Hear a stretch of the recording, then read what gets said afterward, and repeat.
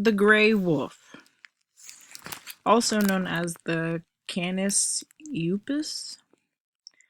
Uh, this is a picture of it, and it lives in the tundra and woodlands of the United States. The gray wolf is a carnivore, and it is also known as a keystone species. This means that the wolf plays a major role in the environment. The wolf is a tertiary consumer. Gray wolves mate around January to April, and it takes 63 days to fully produce a pup.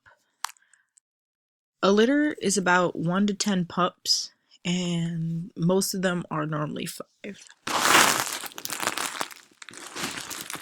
BLAST stands for Basic Logical Alignment Search Tool, which is used for comparing biological sequence information like amino acids, proteins, and stuff in DNA. A anatomical adaptation that wolves have would be their senses like smell and vision. A behavioral adaptation that wolves develop is pack behavior, so alpha, beta, the hunters, and stuff like that. The 1978 recovery plan was also put into motion. In this, they ensure preparation at optimum levels that enhance and reestablish the current population, continue management to current packs, and reestablish them back into the environment.